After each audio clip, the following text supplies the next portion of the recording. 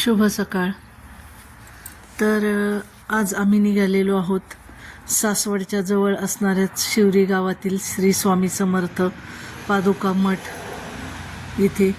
तर जयाद्री पर्वतरांगांच्या कुशीत वसलेला हा छोटासा सुंदर असा मठ आहे स्वामींचा, आणि अत्यंत प्रसन्न असं वातावरण असतं त्या मठातलं. तर आता आम्ही मठाच्या जवळ आलेलो आहोत.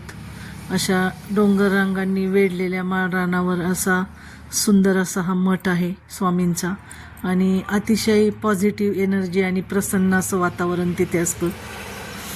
आणि लहान मुलं तिथं आहेत शिकण्यासाठी, भजन कीर्तन वगैरे शिकण्यासाठी स्वामींच्या मठात. तर श्री स्वामी गणेशानंद म्हणून आहेत पुरंदरचे, तर ते ह्या मठाचे अधिपती आहेत, आणि त्यांनी सुंदर असा पुरंदर तालुक्यात हा स्वामींचा मठ स्थापन केलेला आहे. तर हे पहा, असा सुंदर परिसर आहे. आत प्रवेश करतानाच आपल्याला अशा भिंतीवर सुंदर अशी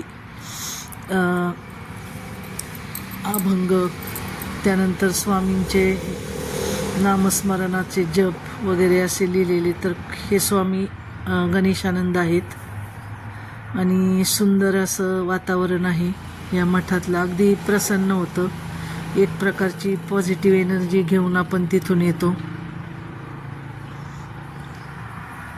तसं प्रवेशद्वारासमोरच गायीची मूर्ती आणि तुळशी वृंदावन आहे सुंदर असं.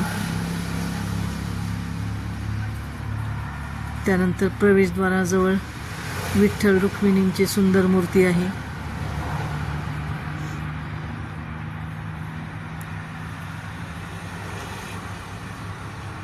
सासवडपासून अगदी 10 ते 15 मिनिटाच्या अंतरावर हा मठ आहे.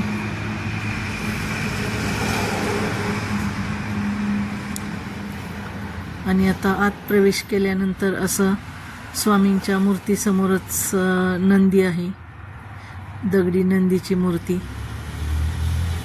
आणि आतमध्ये हे जे आपण पाहताय आता भिंतीवर, तर भिंतीवर एवढे सुंदर श्लोक लिहिलेले आहेत की अगदी मन प्रसन्न होतं ते वाचून सगळं. तर आता आम्ही आलेलो आहोत दर्शनासाठी.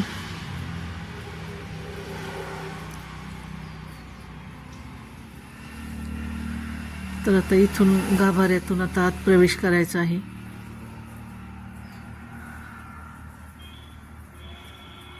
जेजुरी पासून अगदी 10 ते 15 मिनिटाच्या अंतरावर, आणि सासवडपासून 15 ते 20 मिनिटाच्या अंतरावर हा मठ आहे.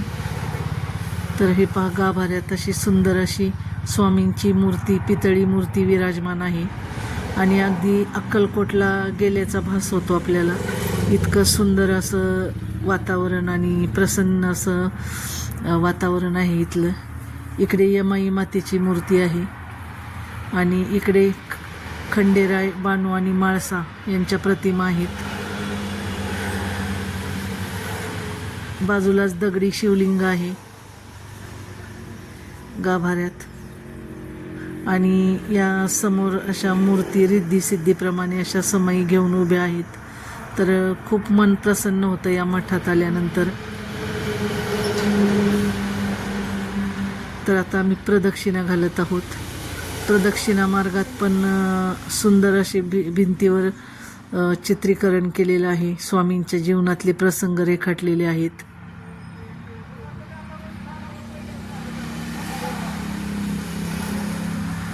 आणि या मठात आल्यानंतर पूर्ण आपण स्वामीमय होऊन जातो, इतकं प्रसन्न वातावरण आहे. तर तुम्ही कधी सासवड परिसरात आला तर नक्कीच या मठाला भेट द्या.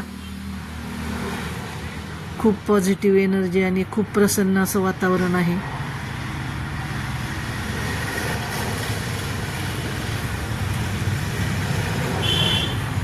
तर प्रदक्षिणा आमची घालून झालेली आहे.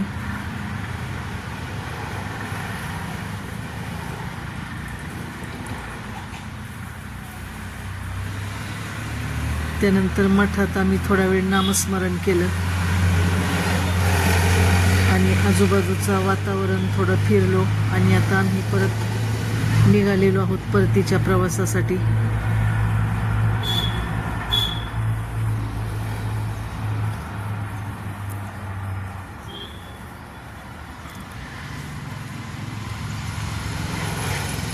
तर सुंदर अशी आजूबाजूला शेती आहे. आता सुगीचे दिवस असल्यामुळं ज्वारी, हरभरा, गहू अशी पिके आहेत आणि हिरवागार परिसर आहे आजूबाजूला.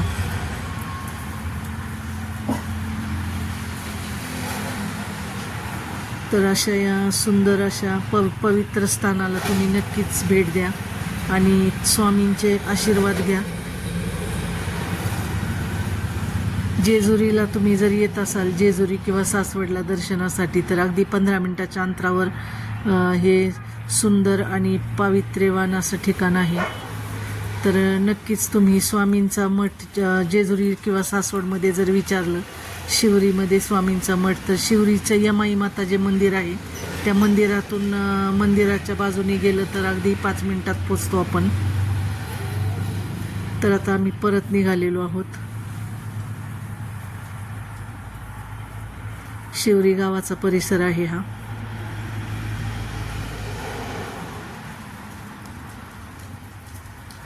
तर आपल्या आजूबाजूलाच अशी अनेक जवळ ठिकाणं असतात. तर थोडा वेळ काढून आपण तिथे जाऊ शकतो आणि आपलं मन प्रसन्न करू शकतो. तर तुम्ही नक्कीच शिवरीला कधी आलात किंवा जेजुरीला आलात तर नक्की या मठात या दर्शनासाठी.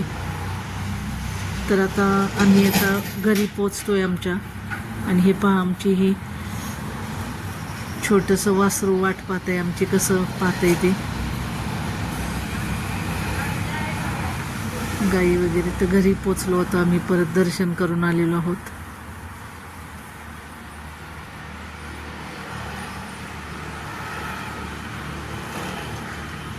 असं देवदर्शन केलं की एक प्रकारची पॉझिटिव्ह एनर्जी आपल्याला मिळते. तर आजचा हा आमचा व्लॉग तुम्हाला कसा वाटला ते तुम्ही कमेंटमध्ये नक्की सांगा. आणि तुम्ही सासवड किंवा जेजुरी परिसरात आला तर नक्की भेट द्या. धन्यवाद.